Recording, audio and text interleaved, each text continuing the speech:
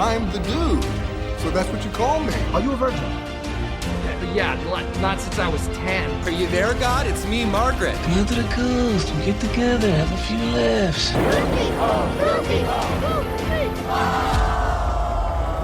Gentlemen, you can't fight in here. This is the war room. Can I return it if it doesn't fit? It always fits. Eventually. Welcome back to Movie Mingle. I'm Caveman. And I'm Maggie. And today we're on episode number 41. And we're doing Glass Onion. Yay! This is the second movie of Rian Johnson's Knives Out, soon-to-be trilogy. We did Knives Out quite a while ago now. It was our 9th episode. Episode 9, yeah. And now we're on 41. And that's how far down this was on the list. I really waited a long time to watch. I was dying to watch Glass Onion after watching Knives Out. And so... Sure. Yeah, we've waited a while to watch this movie. That was so long ago. It was spring, and it's winter now. Well, a couple of housekeeping things here. Mm-hmm. First, if you hear leaf blowers and branch cutting devices outside of our window, it's because we just went through a pretty heavy... Pretty storm, heinous, windstorm swept through. Some gusts up to 70 miles an hour. Mm-hmm. Branches everywhere. It was a fun night. A couple trees fell down. I watched Twisters while it was happening. Nobody we know was hurt. Nope. No property of people that we know was damaged. Nope. However, there was... We are aware of some injuries and death and It was a storm. It was a proper storm. I mean, like... Oh, yeah.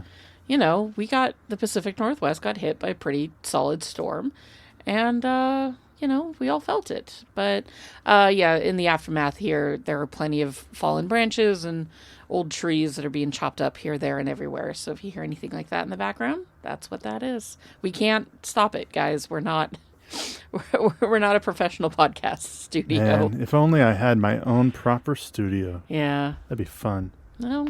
Maybe that's what I'm getting you for Christmas. A studio? A podcast studio. Ooh. Yeah. I'm not. Oh. Sorry. Man. Well, I know I got your hopes up. You really did. Second of all, we haven't had a shot in a while. Oh, God. So we're just going to... Hey, Caveman. Yes, Maggie? Have a shot? I have a shot. Let's have a shot, boys. Yeah. That felt light. Is that lighter than usual? It's the same bottle we've been drinking out of. Yeah. Stay warm during these colder months. Woo. So Glass Onion was written and directed by Rian Johnson. He does like to write and direct all of his movies. I am unaware of any of his movies where the writer is anybody but him. This is something that he's done throughout his career. Some movies that many of you are familiar with and some may not be familiar with. Some familiar movies that you may have seen or some not so familiar ones are like The Brothers Bloom with Adrian Brody and Mark Ruffalo. Which I saw forever ago. And Rachel Weisz. Looper, which I really love. It's a fun sci-fi movie with Bruce Willis and Joseph Gordon-Levitt and Emily Blunt. Star Wars: The Last Jedi, which in my opinion is not the worst Star Wars movie. Well, no, because Episode 1 exists. It's actually one of my... Like, compared to... I give it a lot of shit. I'm not a big prequel fan. Yeah. And I'm not a fan of The Rise of Skywalker. Yeah. Well, we got into this, on a Star Wars episode, but I think that The Rise of Skywalker spent too much time trying to undo what Rian Johnson did in his film. I think they should have just been like, okay, I guess this is where we're going. And we'll just go with it now. Hey, this is what happens when you don't plan out a trilogy. This is what happens. What we got. They should have planned it out. I think Rian Johnson should not have written. I think Rian Johnson did a great job writing a singular Star Wars story. Yes, it just didn't fit into the trilogy. No, and that's not his fault. No, it's not. It's everybody else's fault. Yeah, it's a good film. I don't particularly like his I think it's better than Solo. But it's a fine movie. I think it's better than Solo, but not as good as the original trilogy We're not or here to talk Star Rogue Wars. One. We've got a time limit today, honey. Isn't it fun? Look, we're going to be talking enough about how great this movie is. We don't need to be complaining about Star Wars the whole time. He also directed 3 Breaking Bad episodes, Fly in season 3 and 51 and Ozymandias in season 5. 'Cause I've for all seen you every- Breaking Bad fans out there. Of which... Not Maggie. No. But all of you who have Am I great taste in supposed television. to have been a fan of Yes, Breaking Bad? absolutely. Ugh, why? He also created the show Poker Face with Natasha Lyonne and directed a few as well. The music was done by Nathan Johnson. He did the music for The Brothers Bloom, Looper, Knives Out, and he also worked on Guillermo del Toro's Nightmare Alley and Darren Aronofsky's Postcard from Earth. Cinematography was done by Steve Yedlin, who has been Rian Johnson's cinematographer on all his films, including The Last Jedi. Glass Onion is certified fresh on Rotten Tomatoes, of course. It has a 91 from critics and a 92 from audiences. Comparing that to Knives Out, it had a 97 from critics, but also a 92 from audiences. So audiences seem to really like both of them equally. How do you not like these fucking movies? But Knives Out had the higher critics. I will give that Knives Out would probably have the higher critic score just because it was so clever when it first dropped, and there hadn't been a good murder mystery whodunit like Knives Out in a while. So I think that when it hit, the critics were really pleased with it. I don't know why they would have been less pleased with this one. Personally, Glass Onion is my favorite of the two. It is my preferred of the two. Honestly, I feel like if I were going to show people these movies who hadn't seen them, I might start with Glass Onion, especially since you don't have to have known either. You know, you don't have to see one to see the other. Fuck, I love this movie so much. I think it is such a fun ride. The cast is incredible. Like, I'm really excited to, like, just really get into how much fun this movie is. 2 years before Knives Out came out, they were doing all the Agatha Christie movies, like Murder on the Orient Express. But Agatha Christie movies are different, right? They're different, but it's still Rian a Johnson big says cast whodunit. really No. helped. I know, but like remaking Agatha Christie stories, as long as you've got a good cast and a halfway decent story, and of course it was going to be good because it was Kenneth motherfucking Branagh. There's no way they were going to be bad. So it's just like, okay, they're doing an adaptation of these films, and that's a lot of fun.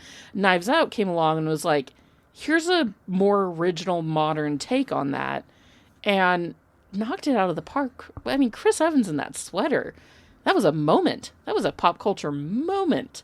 So, you know, it was fun to see something not, you know, it's not an original story because murder mystery stories have been done to death forever. But it's, you know, it's a really fun, clever, smart, energetic, funny take on a classic genre, and I think that might have been why critics really enjoyed it. I don't know why they would have liked Glass Onion less, but they did, and what are you going to do? I do like these murder mystery movies that take place inside of one location. Yes. I mean, I wrote that down. Like, the use of a single location for any good, like, murder mystery story is so good. they kind of did on the Orient Express because it's a train and Yeah. you can't leave the train. Death on the Nile. Death we on the can't Nile leave are on the a boat. Yeah. In Knives Out, you're in a house. But Glass Onion, you're in a house. But in Knives Out, you're in a house, you're in a medical examiner's office, you're in a restaurant. Sure, you're they in do they do you know, go around. there's traveling. This story, there are some moments that take place elsewhere. Like, you're really in it to win it in the Glass Onion These house. more bottle episode type movies Yeah, where and you stay in that one location. Everybody's on the island. So Kinda like- who's the murderer? It's one of you guys. I love how much Benoit Blanc.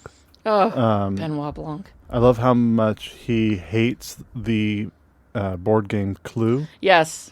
And how bad he is at He's Among like, Us. I'm bad at playing terrible games. But it's funny because the movie Clue is essentially a bottle episode of a movie taking place in a house, murder mystery. And then Tim Curry takes the role, even though he's the butler, he takes the role of the detective. Well, yeah, but he's just Tim Curry, you know. Just good old Tim Curry doing... Yes, Tim Curry's it up. Yeah, just being great. Just being Tim fucking Curry. I'm so glad he's still around. Well, Barely, but still.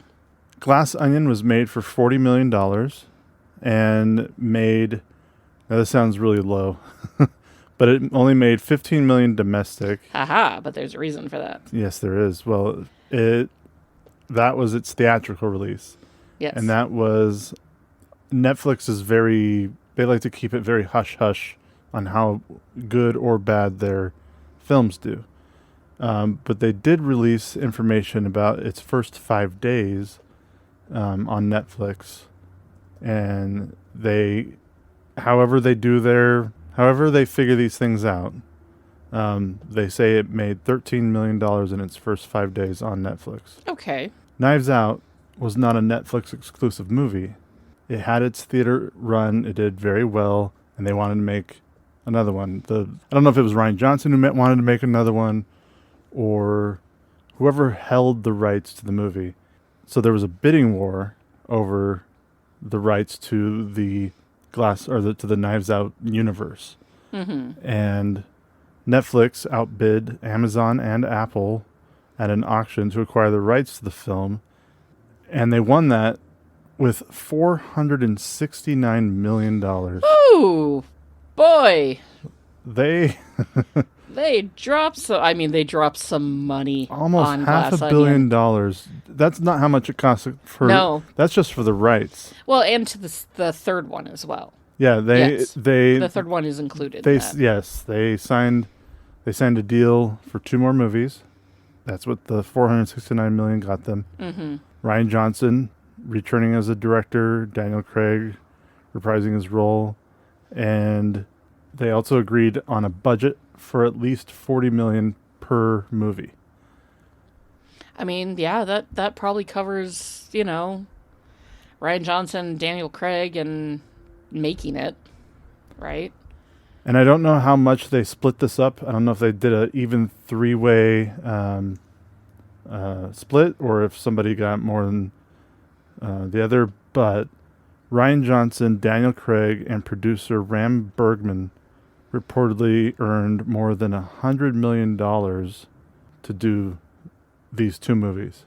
So however they split $100 million, they got $100 million, and the 3 of them got to split it however they split it. Or are you sure they didn't get $100 million each? No. I mean, Netflix throws fucking money at people. No, this was $100 million for the 3 of them. Interesting. Shared among the 3 of them. I mean, we just talked about how insane it was recently when we talked about Joaquin Phoenix and... Yeah, Lady Gaga and Todd Phillips, how much they made for the Joker. I mean, Todd Phillips and Joaquin Phoenix alone got 20. Yeah. And that was a big deal. That's a lot of fucking money for that It's a lot of money for singular people to be receiving from film. So we recently watched The Real Rejects watch The Joker 2. Rewatching it with them made me like it a little bit more. I can't believe I'm saying that. I hate it so much. Because the 2 people who had watched it had no idea what... Yeah. They had no perceived One of them didn't even know Gaga was in it. Which, or that it was a musical. What the story was. Still, debatable whether or not it's a musical or just has music in it. But Glass Onion received 52 awards, nominated for 1 Oscar, which was Best Adapted Screenplay. And at first I was like, adapted? Adapted from what?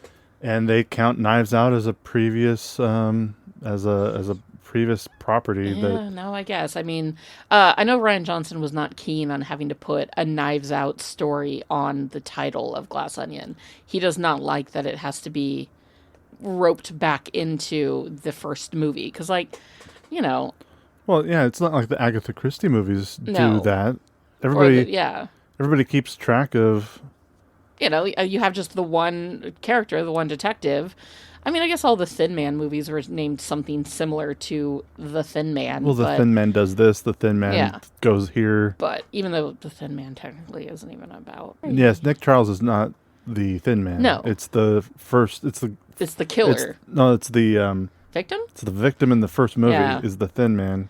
But then there's after the Thin Man and before the Thin Man and because of the Thin Man and on top of the Thin Man and the Thin Man does Dallas and all the different. So I don't think this movie needed to be called a Knives Out story, but I guess sure. Marketing. Yeah.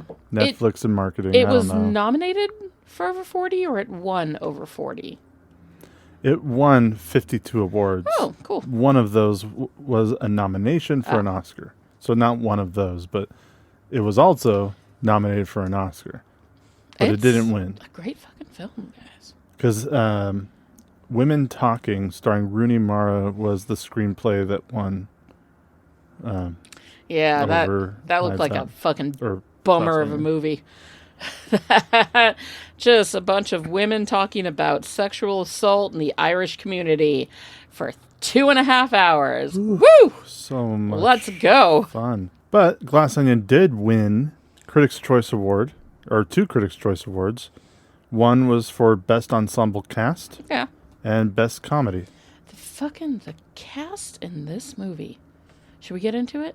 Yeah, let's get into the cast. The cast in this goddamn movie is so hot. It's just, I mean, I'm not going to say it's another Bang City, but it kind of is. Oh my God. You can laugh all you want at me, sir, but this cast Here we go, Bang City again. Look, I'm trying to make it happen. I'm trying to create a brand for the podcast. Movie Mingle, Bang City. People could have it on t-shirts. If you would like to have a Bang City t-shirt or a Movie Mingle t-shirt, please hit us up at movieminglepod@gmail.com and let us know of all your merchandise wants and needs. And maybe we could make it for you. Ooh, that'd be cool. So we have Daniel Craig as our main character, Benoit Blanc. Benoit Blanc, who World's God, is greatest having detective. so much fucking fun in this movie. You know, I know you're not a big Bond girl, I'm not. but do you have a favorite Daniel Craig movie? Favorite Daniel Craig Bond movie? No, just Daniel Craig movie. Oh, this one? I don't know. See, Okay. you throw me for a loop there because now I've got to go into his IMDb and, And now I've remember got to what look. he's done? Yeah, Well, you should already know. but like I love Logan Lucky. I only ever saw it once, but that movie was absolutely fucking great. He was so fun in it. I'll say that Layer Cake is a really good one. I mean, technically, he was in The Force Awakens, so that would be my favorite Daniel Craig movie. Yes, as a stormtrooper, and I don't think that counts. God, I haven't seen Layer Cake in... Yeah, it's a Matthew Vaughn movie, early Matthew Vaughn forever. from 2004. Yeah. I remember that's seeing before the we got title and into, being like, ooh, cake. Every time I saw the title of that movie, I'm hungry for cake. It's before Matthew Vaughn got into the Kingsman. Kingsman. What if I was just like, Cowboys and Aliens, greatest film ever, shut you down? It's not. I've never actually seen it. He's in Elizabeth. I do appreciate that here on IMDb, there's a user polls. Who should be the next Superman? And it's a picture of Oscar Isaac. Like, that's hopeful thinking for all of us, but it's not going to happen. Not The Golden Compass, not any of the Bond movies. Infamous was a really good movie. I didn't see Munich. Yeah, no, He's fun in the original Tomb Raider, but it's not one of my favorites. He's also great in Road to Perdition. He does have a small part in Elizabeth, and I fucking love Elizabeth. But I don't consider that a Daniel Craig movie. Like, if I can't pick The Force Awakens, then I'm not going to pick Elizabeth. So I'm just going to go ahead and say Glass Onion. Like, this is my favorite Daniel Craig movie. I think he has so much goddamn fun as Benoit Blanc. I said it in that podcast. It is fun to see him do literally anything other than Bond, because he always looked just so dour and grumpy, especially towards the end. And I didn't see the last couple Bonds. At least all the trailers and stuff, he always just looked like he was there doing it. Like, the man wasn't Maybe really... the last one. He wasn't really in it to win it. He was just sort of in it to finish it. So I can't say much about that. Logan Lucky, again, great fucking movie if you haven't seen it. It's Logan Lucky is delight. really good, and he is really good in it. Again, he's wacky, he's weird and upbeat and I think quirky. his best acting for somebody who has watched his Bond movies. Mm-hmm. I think Skyfall is probably his best movie he's done acting wise. That is one of the best Bond songs to have come out as of recent. Yeah, with Adele. Mm-hmm. Yep. I mean, that's the only one that is in my head currently. We also have Edward Norton as Miles Braun. Eddie Nortz. Nice to have him back on the podcast after previously having done Fight Club. Miles Braun is one of the biggest douchebags ever put to film, and I think that Edward Norton plays him brilliantly, because God, is he so fucking punchable in this movie. So, I think this might be something I do a little bit, but I'm going to ask you for Edward Norton too. Oh boy. What's your favorite movie that Edward Norton has done? The Hulk. When it comes to, this is my thought. When it comes to actors that everybody knows, Yeah. there's no reason to really go through their IMDb list because everybody knows who Daniel Craig and Edward Norton are. So to do it a little different on the really popular actors, I figured What if I I'd love said to know who your favorite. Sausage Party? If that really is your Thought favorite, I haven't even seen it.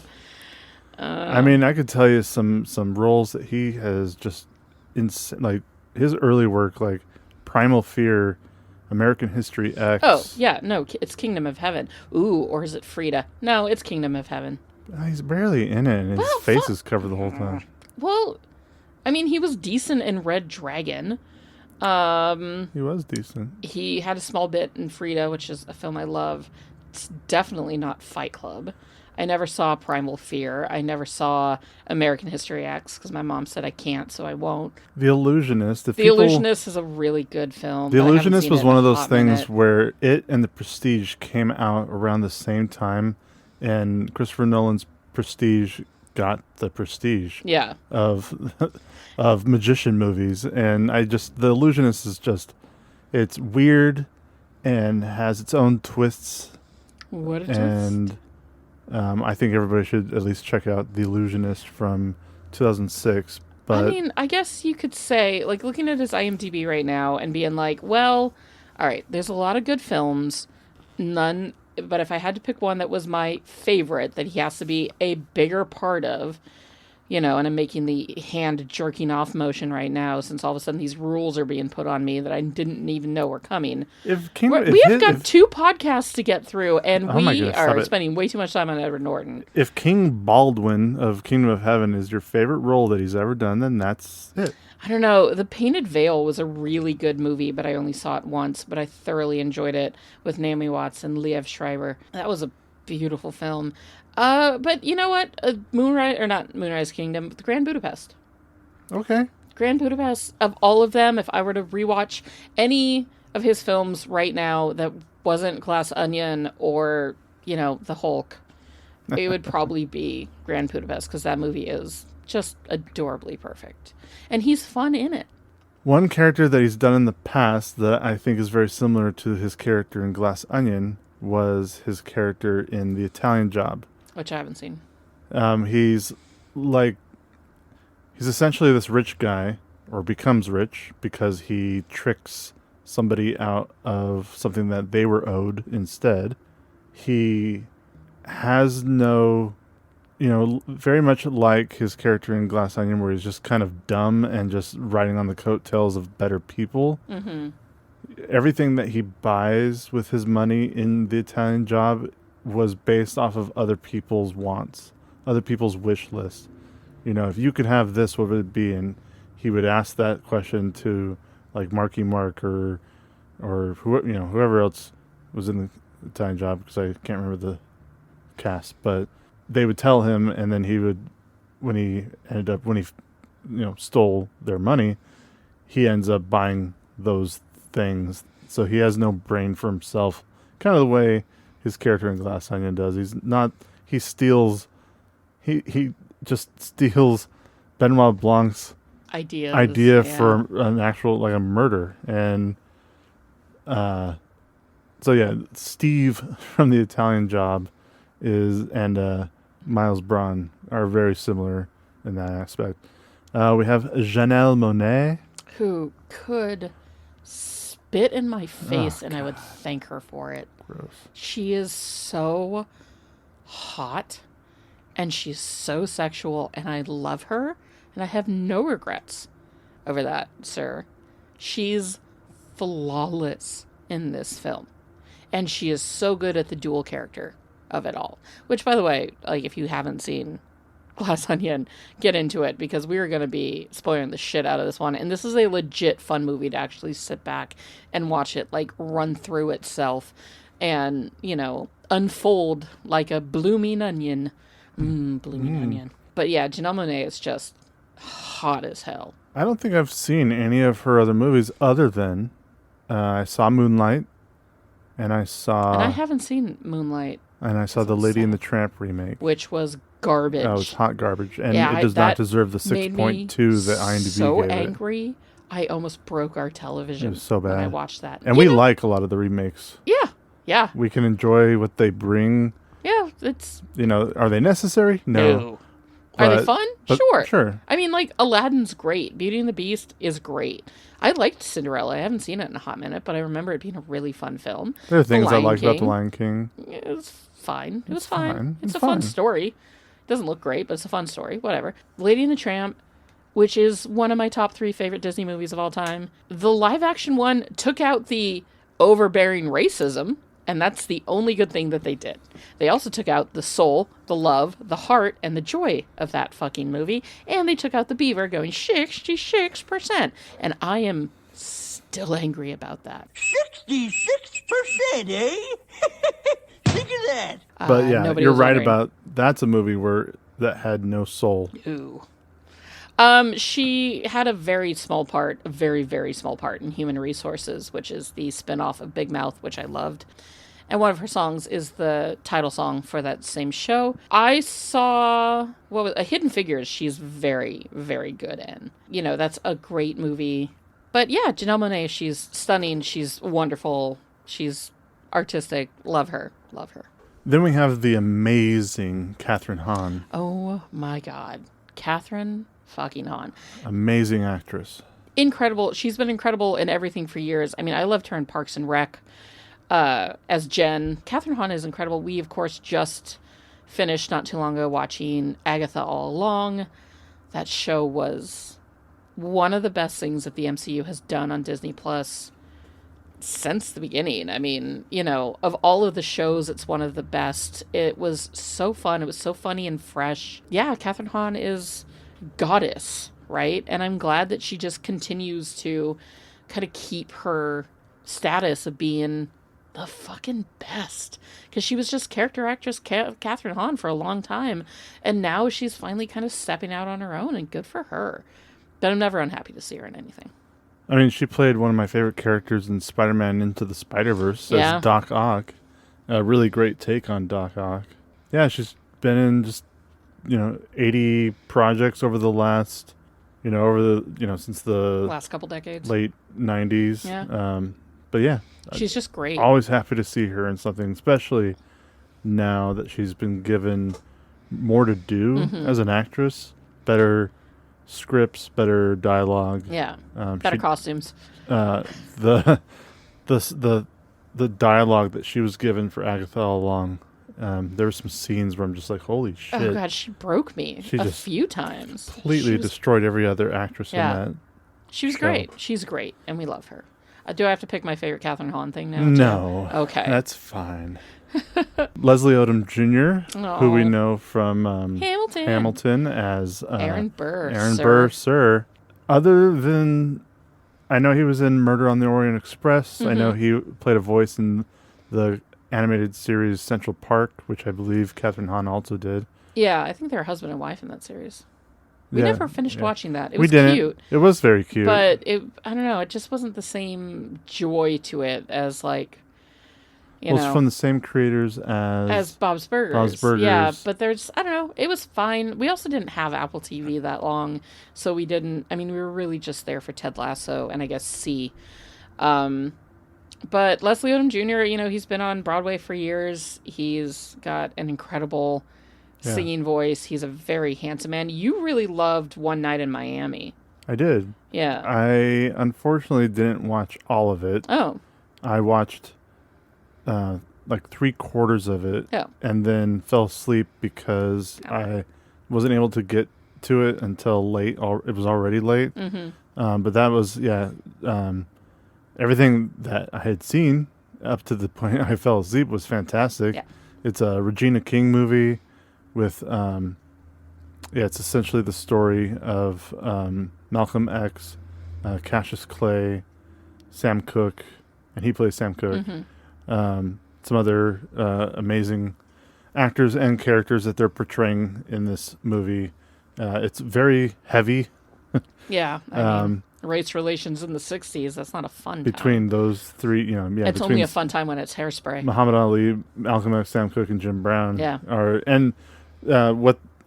Even though they're based off of these real men, these men were never in A hotel room one night in Miami together. in the 60s. Yeah. No.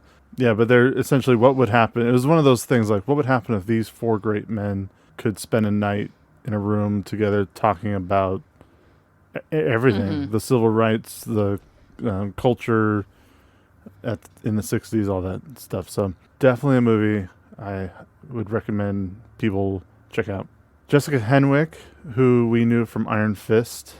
And The Force Awakens. And The Force Awakens, She's you're right. Jessica Pava, who is one of the X-Wing fighter pilots. She's on screen for like 2 minutes. And in my head, she is Poe Dameron's, best friend in The Resistance. She's the only good thing about Iron Fist. She is the only good... It should have been her. She should have been the Iron Fist. Absolutely. Fucking She would have done so much Colleen better. Wing should have been the Iron Fist. Yeah. And hopefully if they ever remake the Iron Fist, they'll just give it to a woman or they'll give it to an actual Asian man. Yeah, that series was rough. Although, I will say that I loved The Defenders, which was the mashup of Daredevil, Iron Fist, Jessica Jones, and Luke Cage. I loved that series. I thought it was a lot of fun, mainly for all the moments that the four of them were together and how much they shit on Iron Fist. They made fun of him relentlessly, and it was beautiful.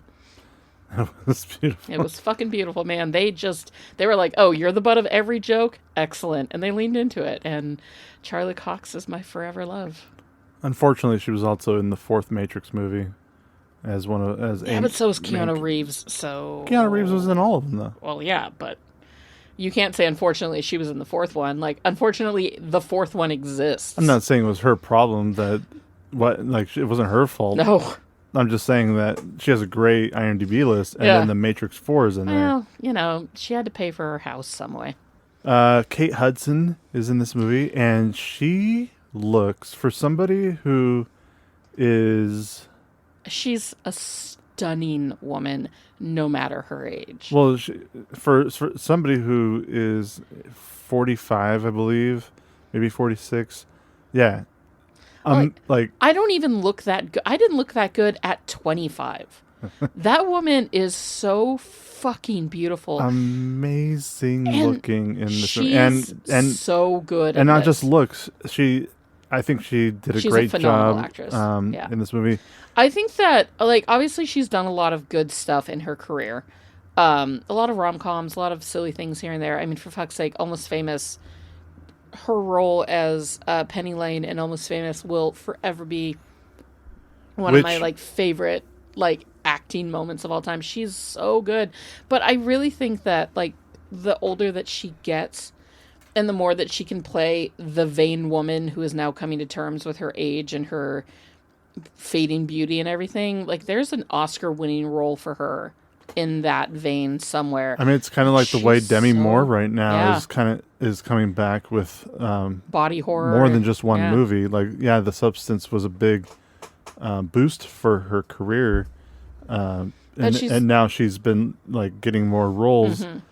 It's just going to show that Hollywood doesn't have to give up on these women the second they turn 35 and get a wrinkle on their face. I mean, they're gorgeous women who are incredible actresses. Katherine Hahn's in her 50s, and she is just kind of hitting her peak. Last night, I fell asleep watching The Net with Sandra Bullock. Yeah, that was odd to walk into. I had to pause it and be like, what is he Net? watching? Oh, I love The Net. I had it on VHS. But it made me go, I miss Sandra Bullock. Yeah, she's still out there doing stuff, though. Not enough. Not where I'm seeing her. It's not like... I mean, to be fair... Sandra Bullock was in... I mean, you got Ocean's 10, which was a blast. So much fucking fun. You have the movie 8? she did with Channing Tatum. What was that? Channing Tatum. Channing Tatum. It was like Tatum Channing. The Lost City, I think is what it was called. That was movie really good. Is so much fucking fun. It is a joy from beginning to end. If you haven't seen that one, no, Sandra Bullock's still Bird out Box was a big hit for there. Netflix. Yeah, I didn't see it, but You don't have to see it. I'm No. just saying it's a big hit. no, it was out there. It was huge. People were talking about it a lot for like that month that people talk about movies. But it's on one of those Netflix. things where I just wish I could see these people more often in things more often. You know, Hollywood is changing, and actresses that turn 35 aren't just suddenly dead anymore. And they're not just the moms. Like, they have stories that they can tell. They have talent. I mean, for fuck's sake, look at Pamela Anderson and what she's doing with The Last Showgirl. The Last Showgirl You and I looks like watched a that great... trailer. I was just like, holy shit, this is the first time Yeah. I really want to see a Pamela Anderson movie. It looks that's not incredible. pornography. Did you watch? No. Oh, No, I mean, I did watch the Tommy Lee. Pamela Anderson. Anderson. Of course. Yeah. That was a I long I never time actually ago. watched it, but Pam and Tommy was a great series. Pam and Tommy was a Sebastian great Stan series, killed it in it. even though she wasn't in it. Yeah, but still. But no, like, I love Kate Hudson. I will always love Kate Hudson. I love her pedigree. Like, I actually even wrote down Goldie Hawn and then was like, wait, nope. Fucking Kate Hudson. She looks so much like her mom in this one. She's the perfect airhead. But there's layers to her in this movie, and I think she does a phenomenal job. We have Dave Bautista. Dave Bautista, who, you know, is a better actor than The Rock, and I will... Dave Bautista is a better actor than The Rock. I don't and think that's even a controversial opinion either. I think everybody collectively is like, we would rather have Dave Bautista, and yet we are still stuck with The Rock, who keeps somehow failing upwards. And people keep Yeah, and people hiring keep letting for him. more roles, even though He's everything's... The Rock. Yeah, but how many times can your movies fail before you're... Yeah, but how many no times longer... can you be in a movie that makes $10 billion and he's a part of it? Yeah, but what if your movies aren't making that much money anymore? Well, I mean, sooner or later, The Rock's going to come crashing down what like a rocks do. rock. You know, no hate on him. He's, like, entertaining. He's... I don't know. Like, he said some stuff during the last election that made me go, I'm sorry, what? What was that, The Rock? Did you want to repeat that into a microphone? His welcome is being a little bit more and more overstayed. But Dave Bautista is killing I love it. Dave Bautista. I love Drax. I love... he had a small role in Blade Runner 2049. Oh, he was but it was so really good. good. 2049. He was in Dune Yeah. 1 and 2, which I Which- really liked. Yeah, he was great in Dune. He was terrifying in Dune. Robin Harkonnen. Mm-hmm. Army of Dead, not a good movie, but that's not his fault. That's Look, Zack Snyder's fault. But I mean, we're going to go through we could go through every single IMDb on here and be like, bad choice, bad movie, bad choice. Like, well, there's not some good everybody's stuff. in Like, winners. you know, Knock at the Cabin was a decent movie. Yeah. I'm just saying C, we had talked about C when we fucking love C.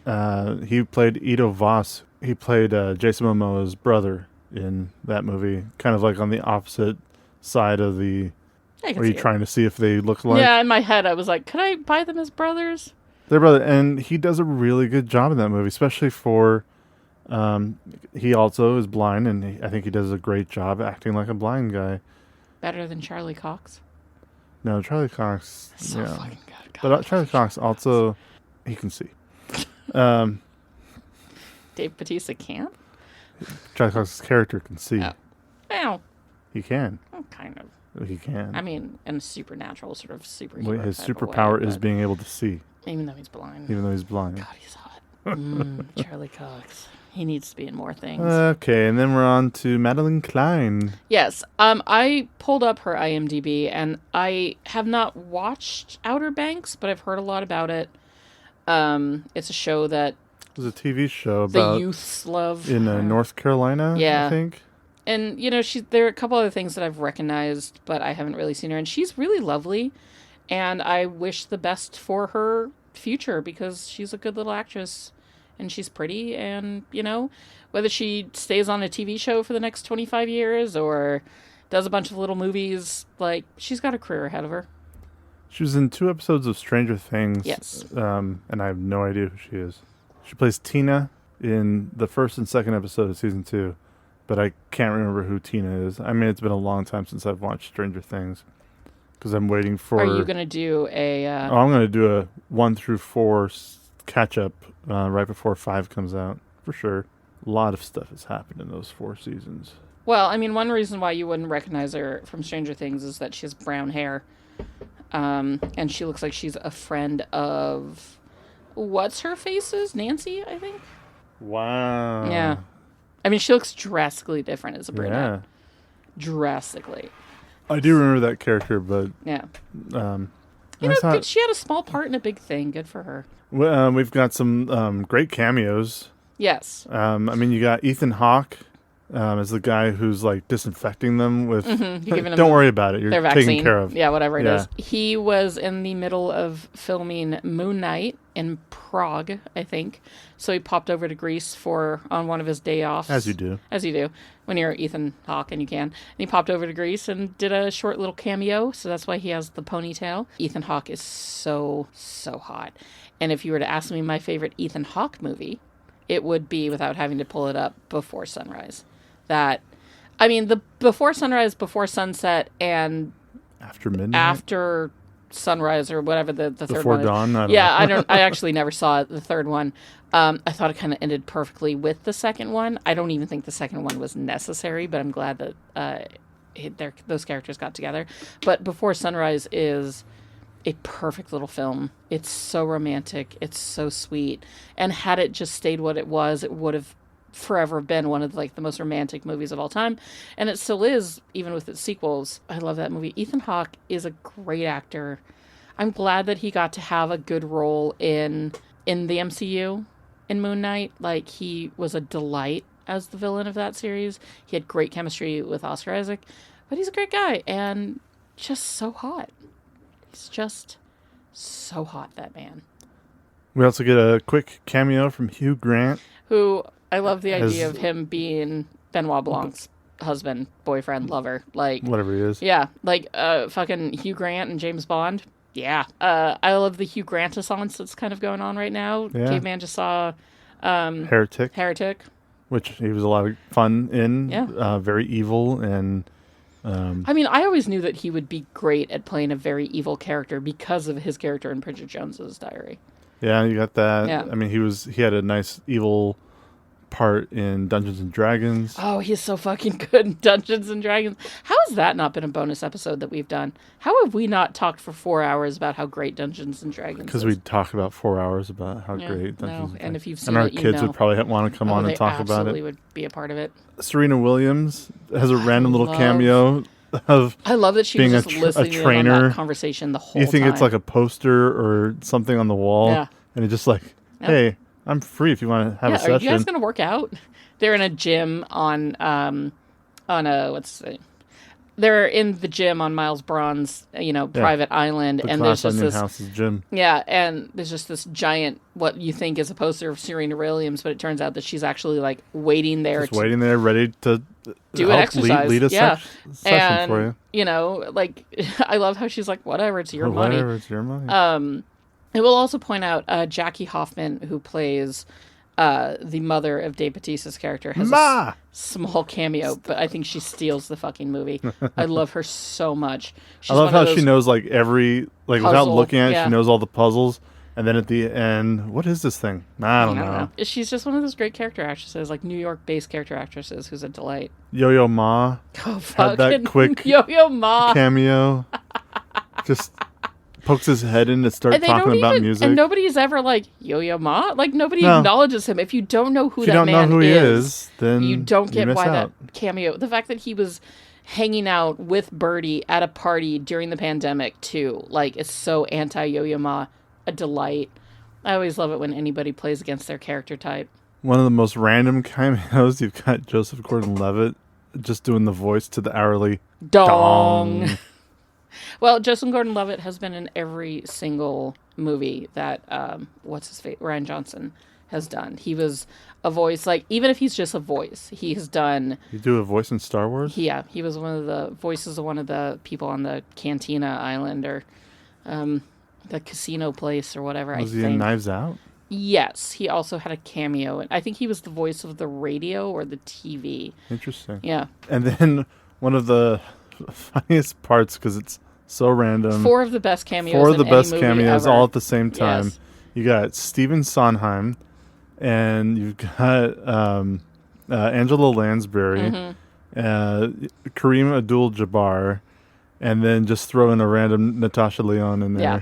Well, I mean, Natasha Lyonne would go on to be in the series Poker Face. Poker Face. Poker Which Face. he created.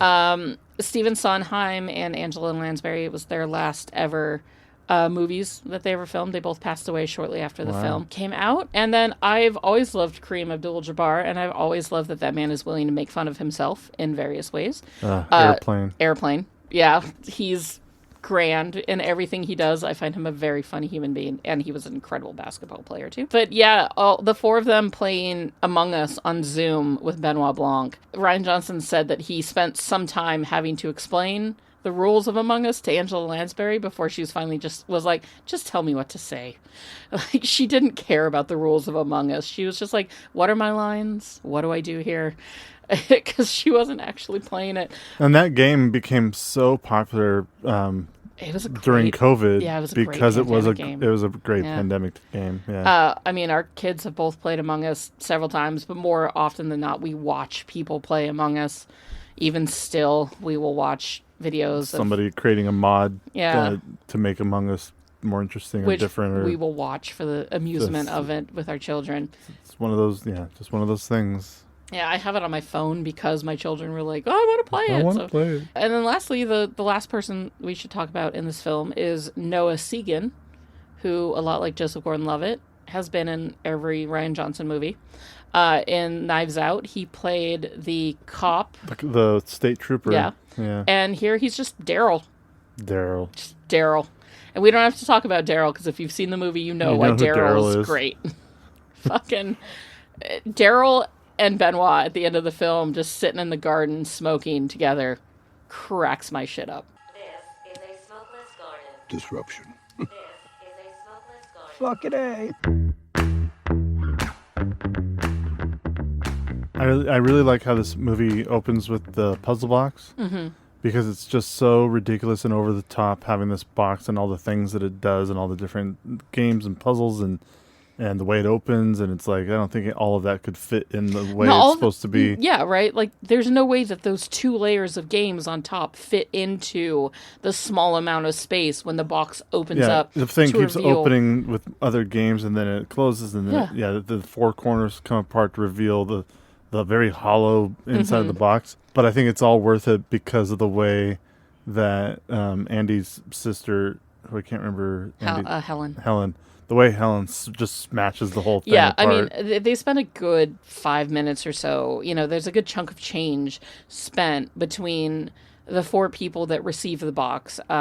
Dave Bautista, Catherine Hahn, Birdie, Kate Hudson, and Leslie Odom Jr. I'm just going to start calling them by their character names. Anyways, how Birdie, Duke, Claire, and Lionel have to, like, go through and figure out how to open the box and solve the puzzles, and they're getting help from, Duke's mom, they're getting help from Yo-Yo Ma, they're getting help from Peg, who is the assistant to Birdie, the long-suffering assistant.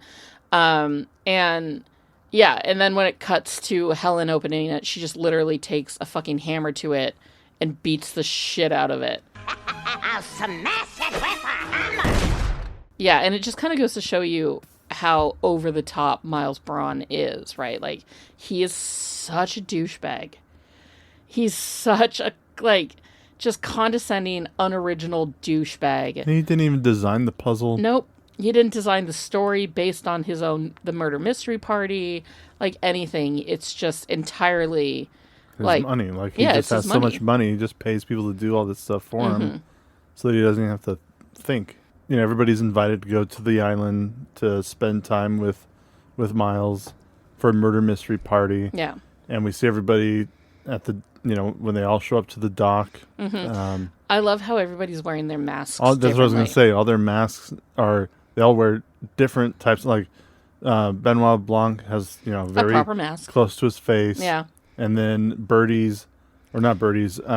Claire's, Catherine Hahn's. Yeah, her mask is under her nose. Yeah. Birdie's not even, she's wearing one of those fucking mesh, fishnet masks that they came out with, which, Caveman and I both worked at a grocery store during the pandemic. We saw our fair share of the shittiest masks you could come up with. And anytime I saw somebody in one of those, you almost just want to be like, "What? Fuck you! Yeah. Just go fuck yourself." And like if you don't care about your own health, that's one thing. Yeah. But when you're in a public place, and especially with people like us who were deemed essential workers, yeah, you know, it's fucking bullshit, man. Yeah. But still, what a wonderful time for humanity and Americans. Yeah, and this movie does kind of capture, there are certain parts of it that capture, you know, what that early pandemic, because this movie takes place in like May, so it's kind of like the height of it all. You know, Birdie's having huge parties still with a ton of people. It's okay, they're all in her bubble, she claims, but like we all know that it's not. They're not. Yeah, you know, Catherine Hahn, who plays a congresswoman, she's in politics somehow. You know, she's working from home. I want to say she was a governor who was trying to run for Senate. Yeah, it was something like that. Something like that, because they caught her at home. I think they called her governor. But yeah, how like everybody's kind of like, you know, going through the process of dealing with the pandemic, right? Lionel's still at work, but he's having Zoom meetings with colleagues. Benoit Blanc is depressed because he can't go out and do the things that he wants to go out and do. So he's stuck at home in his bathtub playing, you know, party games with celebrities. You know, it's all very funny. You know, the moments where they're like, "Oh, can we hug? Like, do we just rub our elbows at each other?" Which, by the way, anytime somebody still offers me their elbow as like an elbow bump instead of a handshake, if I'm thinking about it and if I really want to fuck with them, I shake their elbow. I put my hand over their elbow and I shake it up and down, because I'm sorry, but the elbow bump was the stupidest fucking thing. I mean, I get it, right? Germs pass through handshakes. I understand. It was fucking dumb, and I would have rather we just head nodded. Why do we have to touch bodies at all or give you any part of my arm other than my hand? Yeah. So if somebody gives me their elbow 5 years later, I'm shaking it. I'm putting it, my palm right on that elbow, and I'm rubbing it up and down. Nice to meet you. Well, and Rian Johnson got the idea for Glass Onion specifically because he was writing it in 2020 during the lockdown, and he chose Greece because he had, you know, a strong desire to travel abroad. So he kind of came up with this idea of a whodunit vacation mystery. Yeah. And you know, he did get some. He didn't copy, but he got some. He was inspired ideas, yeah, by a few things like Death on the Nile and The Last of Sheila and Evil Under the Sun were some of his inspirations. And like a lot of those, or at least a couple of those movies, it's kind of structured around this group of friends who are kind of also enemies, so they're kind of like frenemies who have this power dynamic with a more successful friend. He I guess the reason it was called Glass Onion was because he wanted the film's title to refer to something hidden in plain sight. So he chose glass because it's clear, obviously. And he searched Glass Onion by the Beatles actually became the reason why he ended up going with that title, which also ended at the credits, just like Knives Out from Radiohead ended those credits, or ended that movie. No, it was a different song. It was a Rolling Stone song that played over the credits for Knives Out. He got the song title, or the movie title from... No, because I just listened to our podcast like an hour and a half ago about Knives Out, and it's a Rolling Stone song called... that he used in the end credits? Yeah, that he used in the end credits. Well, he got the you went on a big tangent about whether or not it fit into the movie. Well, I know Knives Out, the title came from it came Radiohead's from Radiohead Knives song. Out. Yes. And of course, the title comes from a bar that, yeah, you know, all the disruptors, so this gang of friends, hung out at. And an odd name for a bar. It is kind of an odd name, but bars have odd names. You're not wrong. And often have Glass Onion bottles. Yes, I guess you're right. Especially tequila bottles. Yeah. A lot of times have that shape. The premise of the story, of course, is kind of surrounding, you know, this group of college... No, not even college, because they were all like 30-somethings, I think, when they met. This group of friends who are coming back together. One of them is exceedingly rich. He is a tech baron. He is a Elon Musk level dickhole, if you will. You know, they're all kind of suckled to that golden titties of Miles Braun. And, you know, they go out to have this, what is supposed to be a nice weekend, but it gets crashed by the appearance of Andy. One of the friend groups who actually was the ideal woman, you know, she came up with the idea for the giant tech company that Miles Braun eventually, you know, kind of takes over.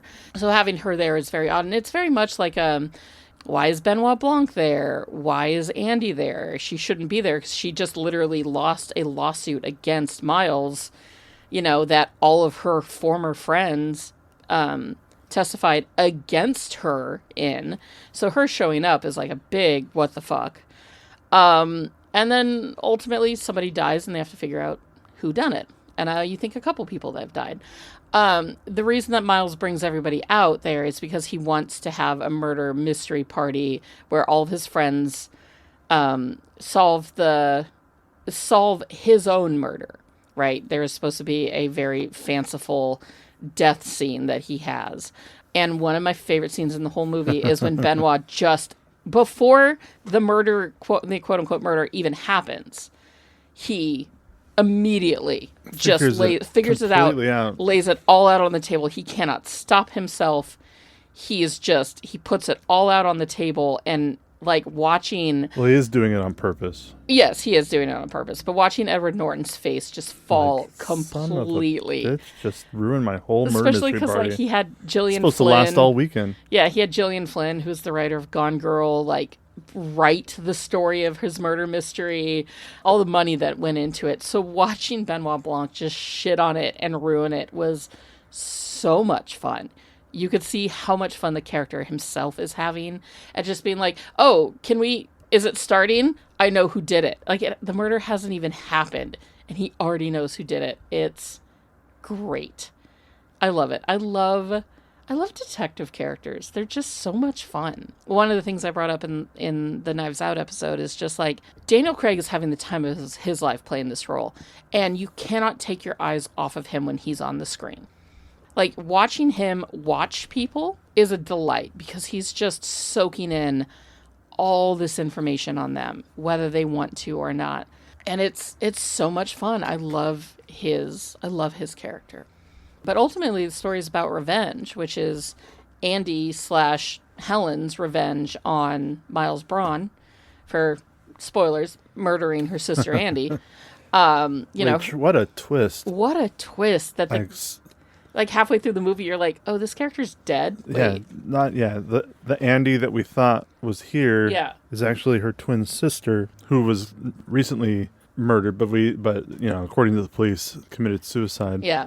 Watching Janelle Monáe go from this like rich, ballsy, she calls it like rich bitch. Rich bitch. Yeah. This rich bitch attitude, the way she talks, the way she walks, the way she dresses. Mm-hmm.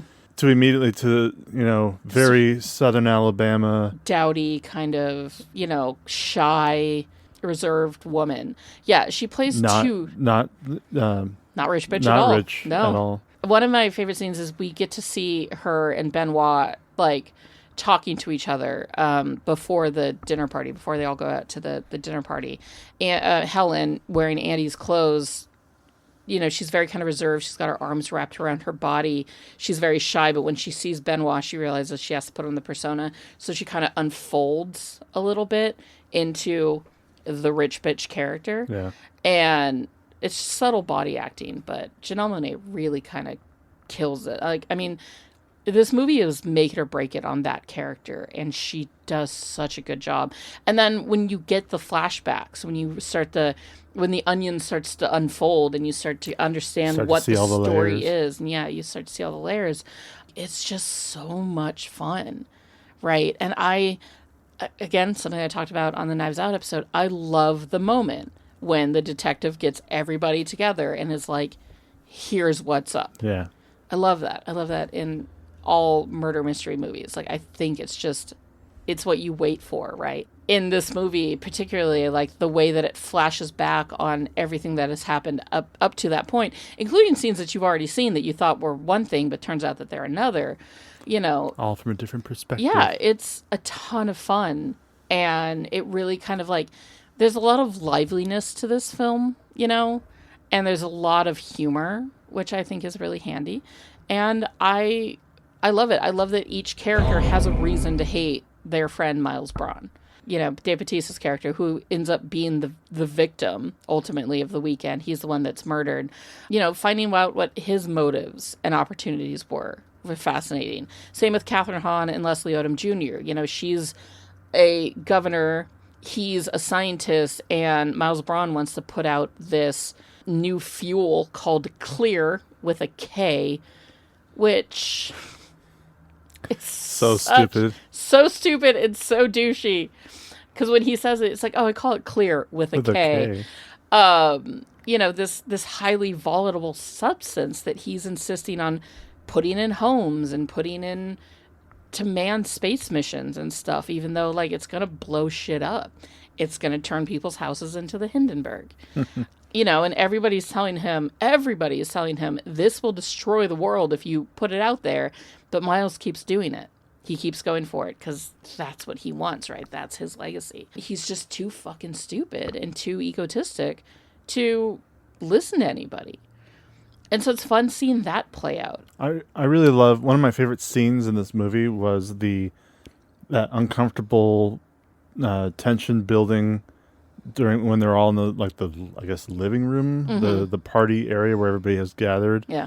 Because it's just like all these different people, conversations, music. You don't know what you're building towards. You don't know what's going to happen.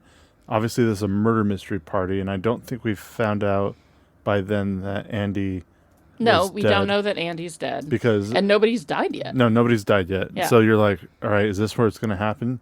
And, you know, it's all, the tension is building for Duke's death that's about to happen, but you don't know that Duke is the one that's going to, he's like one of the last people you're thinking is the one who's going to die at the party.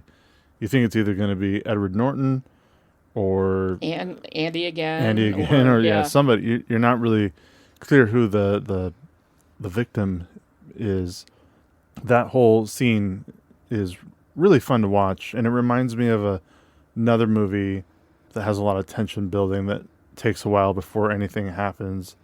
While they're kind of having, there's a movie called Climax it's a French movie from Neon distributed it from a director named Gaspar Noé, and it stars a actress many of us know, Sofia Boutella, who's recently in the Rebel Moon movies. Who is so fucking bad. Yeah, I don't like. I've never liked anything she's ever done. Climax is the only movie I like her in. She was fun in the Kingsman movie. I don't remember her in the Kingsman She's movies. the one who has the knife legs. Yeah. Climax is the only movie I like her in, and there's some great tension building before it all goes to hell in that movie.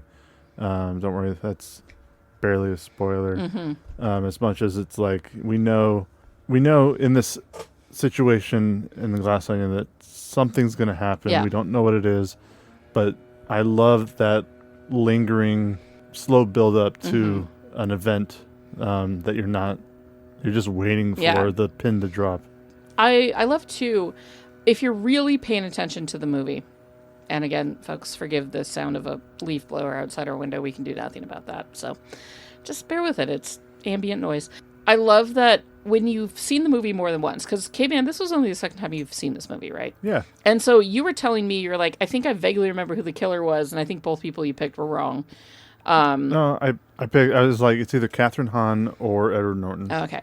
And then, but you see, because Duke is the guy who is killed. He's killed due to a pineapple allergy. Yeah. He drinks some pineapple juice and it kills him. But you can see when Edward Norton sits down next to him and hands him his glass, and Duke takes it and takes a sip, and that's the end of But that. you're not looking. In But the you're moment, you're not at looking. the moment, you're not looking. And even Edward Norton's like, hey, everybody, look at Birdie in her spinning dress. And she's spinning around. And there's music and there's talking and everything. It's like what a magician does. But when you finally see that sleight of hand, it is so clear and it's so subtle and good. And I love that. And then, of course, filmed really well. It is filmed really well because then he's like, I must have put my drink down and Duke must have grabbed it. And I like how they show you that exact same version of scene. it, and yeah. you're like, oh, is that what I saw? Yeah. So the camera work to make you also kind of second guess who's the killer is a ton of fun. I love the reveal that Andy, who gets shot, right, and is lying dead on the steps while Benoit stands over her sobbing, or not sobbing, but crying. Yeah. I love that the reveal is she is saved because of a notebook that's in her pocket, and because Benoit Blanc happens to have a bottle of Jeremy Renner's hot sauce. Jeremy Renner's hot sauce. Oh my God. And that he sprinkles all over her body and then rubs into his eyes. It's Renner hot. It's Renner hot, Renning hot. Was it Renning hot? Yeah. Renning hot. One of my other favorite things about this movie is I love when celebrities make fun of themselves. Sure. And there's a lot of that in this movie. There's a lot of like little jokes at the expense of actual celebrities. Jared Leto's hard kombucha. When Helen says, if I ever meet Jared Leto, I'm going to whoop his ass over this hard kombucha, I was like, yes, girl. Yes. Let's all whoop Jared Leto's ass over so many reasons. Just like Edward Norton did in Fight Club. Yeah, just beat the shit out of him. The picture of Edward Norton standing shirtless, like this giant painting. Huge pecs and like a 12-pack. It's his head on Brad Pitt's body from Fight Club. Is it really? Yes. Jesus. That's Brad Pitt's like hard fucking jacked ass body that somebody painted Edward Norton's face onto. The line, where is it? If I ever meet Jared Leto, I'm going to whoop his ass. Cracked my shit up so hard. I wrote down just a lot of like, everything is so good. You know, the single location is so good. Cassandra Bland, so smart. Hugh Grant, so good. You know, Buttress, so good. Like, I just kept writing that down because I just love this film. It is such a journey. And for what, like 2 hours, just over 2 hours, it's solidly entertaining. It never loses you as an audience member. I wrote, Edward Norton's costumes are so good. All costumes are great, but especially Norton's. When we get the flashback of Edward Norton meeting the group, like his character Miles Braun being introduced to the group by Cassandra Bland, he is dressed like Tom Cruise's character from Magnolia. Jesus Christ. Oh, that's right. The hair and everything. God. And that was his own choice. Edward Norton decided to do that. Oh, the vest. It was like a shirt and vest. And he decided to do that because, like, in his head, this character of Miles Braun has never had an original idea in his life. He ever. steals everything. So he steals everything. See, that's exactly like his character in The Italian Job. Yeah, and it's... Not a single original idea. He's so douchey. I don't know. I love this movie top to tail, like, and everybody in it. I think it's a delight. I'm going to shout out Jenny Egan, the costume designer. She does a great job. I thought these costumes were so much fun and creative. Anything from a bathing suit to I'm wearing this for dinner kind of thing. Everybody was impeccable. Daniel Craig's outfit, great. That like Daniel blue and Craig's white outfits, striped bathing suit outfit that he was in, just fucking his little yellow handkerchief. So good. Neckerchief. I loved the idea that at a certain point, Benoit Blanc, you know, the whole catalyst is, or the red herring, is that they have to find this envelope that proves that Andy was the creator of this giant tech idea. It's what the lawsuit was about. All of a sudden, Miles Braun has, quote unquote, found the napkin to prove that he was the one that came up with the idea for the whole tech company in the beginning, even though it wasn't him. And then Cassandra Bland finds out that she still has this envelope. And her mistake is sending it to everybody and being like, look what I got. Yeah, she should have just gone to the police with it. She should have just gone to her lawyers with it. Yeah, go straight to the lawyer. Don't play games with these people. Because that's what caused her death. That's what caused her death, yeah. It could have been so easily avoidable by just being like, look, I found the evidence I've been looking for. And then we wouldn't have had a really good murder mystery. That was a great murder mystery. When Helen, her sister, finally finds the envelope, right? and is she waving it around, proving it to everybody, like, you know, this is my sister's idea and I've got the proof. When Edward Norton lights it on fire, he's just so cunningly evil in this film, he's so stupid. Yeah. Which is what Benoit Blanc points evil, out. But so stupid. So dumb. Like, So Benoit Blanc dumb. keeps just looking around and being like, it's like, there's something that's been bothering me the whole time I've been here, which is that you are so dumb. And I just love that. I love that he just drags. He makes up words and makes them sound like they are the words that are supposed to be used. Yeah. And like just him dragging Miles Braun and Miles Braun having to stand there and take it was delightful. But then at a certain point, you know, Benoit Blanc is like, we don't have the evidence that we need to convict this guy. He literally, the only evidence we just had is now burned up. There's nothing I can do. But Helen, you can do whatever you want. And then what comes is just a few minutes of just the most spectacular destruction. This woman goes on a vengeance and starts breaking all the glass sculptures in the house, ruining pianos by Liberace. She's just destroys this living room, and it's so and everybody much else fun to watch. Starts getting in on it. Yeah. And then she breaks the liquor cabinet and then sets fire to it with Miles' the same lighter that he used to burn up the napkin. And then she drops a little thing of clear into it, which essentially creates a Hindenburg-esque explosion, right? Blows everything up. All the hydrogen. But what we haven't brought up house. Is that Miles Braun is such a pretentious douchebag, and he's got so much money. He has the Mona Lisa borrowed. It's on loan. It's on loan from the Louvre. The Louvre. It is supposed to be. Which I don't think, no matter how much money, I don't think somebody like Elon Musk or Bill Gates. Yeah, I don't think Zuckerberg or honestly, I don't think there's any multi-billionaire who could convince the Louvre. To give them the Mona Lisa. To give them the Mona Lisa on loan, no matter how much insurance it has on it, no matter, because it's a priceless work of art. It's priceless. Yeah. There is no amount of money an insurance company could give back to the Louvre to be like, here, hope this makes up for the Mona Lisa being burned. Destruction of the Mona Lisa. I will say, the Mona Lisa being one of the most famous, if not the most famous piece of art. I stand with The Lonely Island when they say that the Mona Lisa is an overrated piece of shit. And if that being said, I bet if you and I went to the Louvre and we saw it, it'd probably be like, oh shit, that's it. That's the real. Because I've only seen pictures and I've only seen. Here's the thing that I've heard about most people who have gone to the Louvre, which I've never been, but people that I know, friends and loved ones who have gone to the Louvre, who have seen the Mona Lisa in person, have two things to say about it. It's smaller than I thought. And there is such a giant crowd of people staring at it and trying to take pictures of it. I have heard about that. That it was not necessarily worth it. I have heard about that second part. Yeah. I didn't know it was smaller than we think. It's about the same size as it is in this movie, which is fairly small. It's not like when you and I walked into the Getty and saw that William Adolphe Bouguereau. I know it's not that big. Like, we used to be able to go to the J. Paul Getty Museum in LA a lot. It's one of my favorite places on this planet. It's also, Asgard. If you look at the deleted scenes of Thor 1, the Getty is stunning.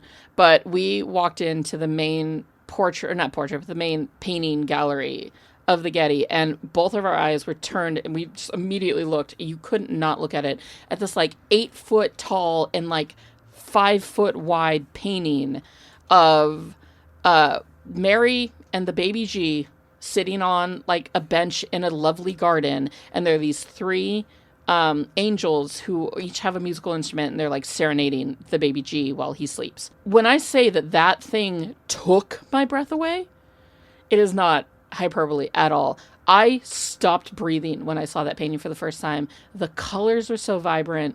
It looked like it was 3D. It looked like the angel's arms were reaching out of the frame, holding the violin. It was the most beautiful thing I've seen in person outside of my own children being born. It was, and Sigourney Weaver. It was gorgeous. And that stopped us dead, and we stared at it, and we were just in awe. And that kind of began our love for Bouguereau as a painter. We have one of his paintings. Actually, no, we have J. Paul Getty poster of one of his paintings hanging up in our bedroom. Caveman is over here currently trying to judge the there's a picture measurements on the internet of what the Mona Lisa, of how it's, and because it's so priceless and treasured, and people It's have small. stolen it before. Yeah. So obviously it's behind bulletproof glass. You can't walk up close to it, so you have to view it from a distance. It's 20 by 30 inches. Yeah, it's not that big. Like the fact, it's just slightly, So would I like to see it in like person? 2.5. Of course. 2.5 feet. Does the Louvre have millions of other artifacts that I'd rather see? Absolutely. If I go to the Louvre, it's not for the Mona Lisa. It's for everything else that's in that museum. Because I love a good art museum. It was funny. We were at Costco earlier today, and I was looking at the Lego that Costco is selling, because sometimes you can get really good fucking deals on Lego at Costco. And they had nothing impressive, but they did have a Lego version of the Mona Lisa. And so I just started singing to myself, Mona Lisa, you're an overrated piece of shit. With your terrible smile and your dead shot eyes and your smirk like you're hiding a dick. Like, it's Mona Lisa by Connor For Real / The Lonely Island is a great fucking song. The giant sort of explosive ending of Glass Onion is that Miles Braun, who has always, in his words, wanted his name to be said in the same breath as the Mona Lisa, right? He always wanted to have the immortality that the Mona Lisa is, now forever will, because his stupid ass brand new energy fuel, which is not good, burns the Mona Lisa to ash. It's a great sequence when it happens. Edward Norton plays that particular moment beautifully. So does Janelle Monáe. It's so good. And the movie itself actually ends on an image of Janelle Monáe staring at the camera as if she herself were the Mona Lisa. She's doing the same enigmatic smile, the eyes, everything. And I would much rather, I think that they should put that image in the Louvre instead of the Mona Lisa itself, because Janelle Monáe is beautiful to no end.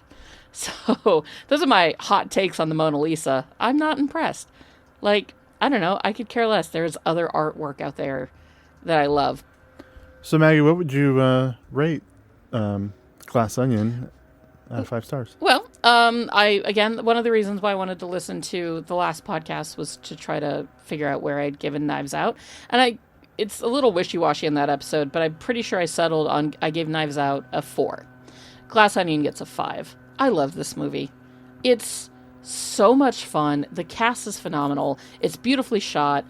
Costumes, set design, everything gorgeous. The weird little cameos, all of it it's just great. This is such a fun movie. This is the perfect, what else do we have to do tonight? I don't know. Let's put on Glass Onion and be whisked away to a magical murder mystery party. I thought it was a ton of fun. It gets a 5 for me. What about you, babe? Well, I gave Knives Out a 4.5, and I am giving Glass Onion a 4. So why don't you like Glass Onion as much as, like, why do you think that Knives Out deserves more than Glass Onion? I had more fun watching Knives Out. I think it's really fun starting off the movie knowing what happened to the victim. For the most part. You know that he died, or you assume that he died from a morphine overdose. And it's later revealed that it was an attempted murder. It was an attempted murder, and that what she gave him was actually okay. If she had done nothing, he would have been fine. Well, if he hadn't slit his own throat, he would have been fine. Well, if she hadn't freaked out, Yeah. like her. If she didn't acknowledge what she'd just given him, she, without looking, yeah, or she obviously looked, yeah, but because she knows what morphine looks like compared to the other drug she was giving him, her instinct was correct and gave him the right dosage. And then it wasn't until she saw the label she's like, I fucked up. Yeah. And then he slit his throat. So that part of it's fun, just seeing the whole thing revealed that way, and the actors and the story, the dialogue, from Knives Out is all a lot of fun and really clever, and I really enjoy that movie. And then Glass Onion is a lot of fun, but I think it goes a little over the top for me, a little into the ridiculous side of things compared to Knives Out. Knives Out's a little more grounded. That's fair. Yeah, Glass Onion is a bit over the top, but I think that's why I like it. No, and like I also really it still like. gets a 4, and I really like the movie. It's Yeah. it's an enjoyable film, and Daniel Craig makes it really fun. Yeah. Oh, these movies could have been crap if they didn't have a good Benoit Blanc. And even the supporting cast did a great job. See, and I always prefer this cast to the other one. Because as good as Michael Shannon and Jamie Lee Curtis and fucking Don Johnson, Chris Evans steals that movie right out from underneath Daniel Craig. Incredible cast. For some reason, I think that the smaller cast, it's really just 5-6 people, and the bottle location are kind of what I think, for me, edges this movie out a little bit more personally. Because I just find, everybody's at their top of the game. It's such a fun whodunit, and it's such a beautiful location. I don't know, I guess I like the extravagance of this film a little bit more than, the grounded realness of Knives Out. And that's not to say anything bad against Knives Out. It's a great fucking movie. Even today, we recommended them to somebody who had never seen them. And we're like, oh, where can you watch them on? You can watch them on Tubi and Netflix. But, it's art is subjective. The Mona Lisa isn't for everyone. And I love this film, and it's okay that you don't love it as much. When it comes to these two movies, my first viewing of these movies, I think I figured out the killer really early in both of them. Yeah, that's fair. Because Chris Evans just seemed like the guy who would do it. Edward Norton's character was such a douchebag. I was like, yeah, he did it. That might be the Law and Order syndrome. Where it's like, oh, who's the killer? Clearly the guest star. Who could possibly be the killer? Robin Williams is in this one. Robin Williams killed him. Who's the biggest name in this? Who's the biggest name in this episode of Law and Order? They're the bad guy. Law and Order has kind of ruined murder mysteries for us for a lot of generations, because it's just like, oh, who's the bad guy in this one? Adam Driver? He's definitely the bad guy. That's what I love about a lot of times with CSI. It would be the person that they talked to for a minute. Yeah. And then they went off screen for the whole rest of the episode until somebody figures it out. Yeah. They're still so much fun. They're both fun. great movies. Can't wait and for the I third cannot wait for the third one. Yeah. Which doesn't even have a title or anything yet, or who's in it, other than Daniel Craig. Yeah, and great. And probably the people Rian Johnson likes, like Joseph Gordon-Levitt. And that Daryl, who played Daryl. Yeah.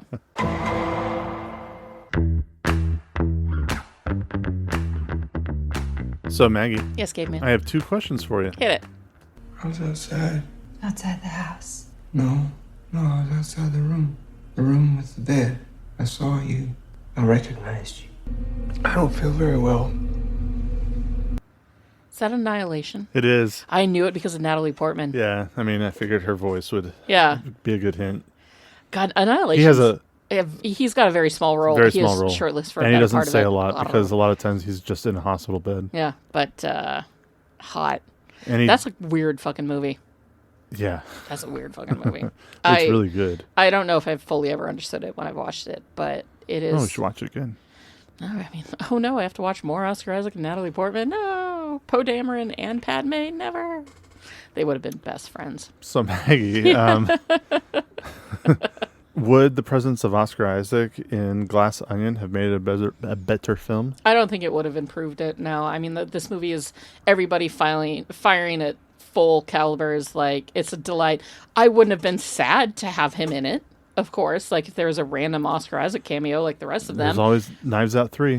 I'm totally down. I don't know. I don't think Rian Johnson really portrayed Poe Dameron well, and that's my main, Do you not think my main issue with The Last Jedi is I feel like they kind of assassinated Poe Dameron's character a little bit, and there is no way that Finn would have gotten rid of that jacket so casually or carelessly.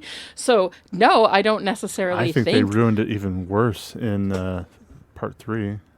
Well, the jacket's who? Poe's character? Poe's character. It's not... He's got a few things that he does in 2, but I don't agree it's against the character. I don't think that it... having read the Poe Dameron, God. yeah, no, we're in it. We're in it to win it, motherfucker. Having read the Poe Dameron comic books, I actually think that, yeah, I think Rian Johnson did go quite out of character for Poe Dameron. And I think that J.J. Abrams did his best to rope him back in, but that's not what this podcast is about right now. Is your point, though, that they wouldn't work together again? Yes. I don't know if they would work together again. Huh. I guess I don't know how Rian Johnson and Oscar Isaac feel about each other. They could be besties. I haven't seen anything to one way or the other on that, but I just don't know if I would want to watch an Oscar Isaac written by Rian Johnson, because I don't trust him, because he screwed up the first time. In the world, maybe not in another Star Wars movie, but in this world, maybe. If Oscar Isaac gets cast for the third one, then fucking sign me up. I'll watch it. Sure. Immediately. Because I'm going to watch it immediately. Movie, and you want to see it no matter what. And you already want to see a third Knives Out movie. So would this movie have been better with Oscar Isaac? No, it wouldn't have been worse, but I don't think that he necessarily should have been there. Well, second question, which character would you have had Oscar Isaac play? Well, no, that's the funny one, because I was thinking about that earlier. I think that ultimately he could have played Lionel pretty well. I don't think that Leslie Odom Jr., although delightful and wonderful as he is, and he's great in this film, I don't necessarily think he brought anything to that character that was outside of that character, right? If that makes sense. Like, he's, of them all, I feel like Lionel's kind of the meekest sort of lesser character. If you had to rank all the characters, I feel like Lionel's at the bottom. I mean, even Whiskey kind of had a better arc than Lionel did. So I think that putting Oscar Isaac into that, he might have brought a little bit more to the screen than Leslie Odom Jr. Maybe even if it was just Oscar Isaac standing there looking beautiful and gorgeous. I would have enjoyed that more. I think he would have had a lot of fun with the Edward Norton role as the main bad guy, because he does play a main bad guy very well. But Edward Norton is just so fucking good and douchey. I don't think that's necessary. Or he could have been Daryl, or maybe he could have been the Ethan Hawke cameo instead of Ethan Hawke. I don't know. But I think ultimately, if you replaced Oscar Isaac and Leslie Odom Jr., it would have been just as good, maybe a tiny bit better. But I think he would have brought something to Lionel. Yeah. I love you, Oscar Isaac. Call me. My phone number is 760-555. And that has been this week's episode of Movie Mingle on Glass Onion, a Knives Out story. And we hope that you enjoyed it as much as we enjoyed bringing it to you. Coming up next week, I'm very, very excited for, because we finally get to go back to the MCU and talk Infinity War. Is it the greatest MCU movie of all time? No. But I'm very, very excited to talk about it. It's going to be a long one. There's going to be some tangents. I can't wait. But until then, you can always reach out to us on Instagram, Threads, and Letterboxd at MovieMinglePod. You can find us on YouTube at MovieMinglePodcast, and you can write us at movieminglepod@gmail.com. That email address is in the notes to this episode if you just want to click the link and send us over all your thoughts and ideas and, I don't know, Knives Out theories. What do you think of the Knives Out movies, friends? We want to hear from you. Take care of yourself, my loves, in this great big weird world of ours. We hope you have a wonderful Thanksgiving coming up as well. And until next time, just go out, have a murder mystery party, and go mingle. Bye. Are you an effective team? We are an effective team. Let them fight. How did you just do that? I'm a really good lawyer. Here on Caladan, we've ruled by air power and sea power. On Arrakis, we need to cultivate desert power. Welcome, Mr. Beach. What's that bar? I'm a little confused. Well, we wouldn't want that, would we? I don't want to brag, but I will. I was in the Avengers. The Avengers? Yeah. That's great. Thank you. What is that? I'm going to make him an offer he can't refuse. Toga, toga, toga, toga, toga, toga.